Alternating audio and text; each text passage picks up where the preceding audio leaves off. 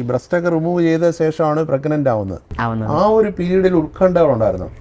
ഇല്ല, കാരണം ഞാൻ ആ സമയത്ത് എനിക്ക് സന്തോഷം മാത്രമേ ഉള്ളൂ. ഒന്നില്ലെങ്കിൽ അടുത്ത വഴി നമുക്ക് ഉണ്ടാവും, ദൈവം കരുതി വെച്ചിട്ടുണ്ടാവും. എനിക്കപ്പോൾ ഇങ്ങനെ ഞാൻ ജന്മം നൽകണമെന്ന് വിധി വിധിച്ചിട്ടുണ്ടെങ്കിൽ അതിന് എന്തായാലും മറുവശത്തൊരു ഭാഗം ഉണ്ടാവും. അപ്പോഴാണ് ഈ മദർ മിൽക്ക് ബാങ്കിൻ്റെ കാര്യങ്ങളൊക്കെ ഞാൻ അറിഞ്ഞു വരുന്നത്. അപ്പം എനിക്ക് അതിലും കൂടുതൽ സന്തോഷം. അങ്ങനെ ഫീഡ് ചെയ്യേണ്ട ഒരു ഇത് വന്നിട്ടുണ്ട്. പക്ഷെ അന്ന് എനിക്ക് സങ്കടമൊന്നും ഇല്ലായിരുന്നു, കാരണം ഞാൻ എൻ്റെ ഒരു ഉറച്ച തീരുമാനത്തിലെടുത്തതാണ്. കുറച്ച് തീരുമാനമായിരുന്നു. കാരണം സെബിയ എന്നൊരു വ്യക്തി വരുമ്പോൾ എനിക്ക് എൻ്റെ ലൈഫിൽ ഞാൻ എക്സ്പെക്ട് ചെയ്യാത്തൊരു കാര്യമാണ്.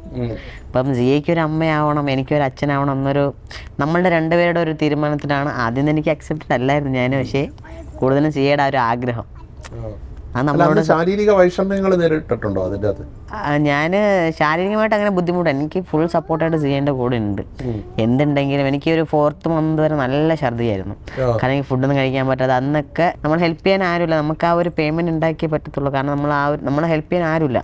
സിയെ മാത്രമേ ഉള്ളൂ അന്ന്. എനിക്ക് സിയും സിയയ്ക്ക് ഞാനും മാത്രമേ ഉള്ളൂ.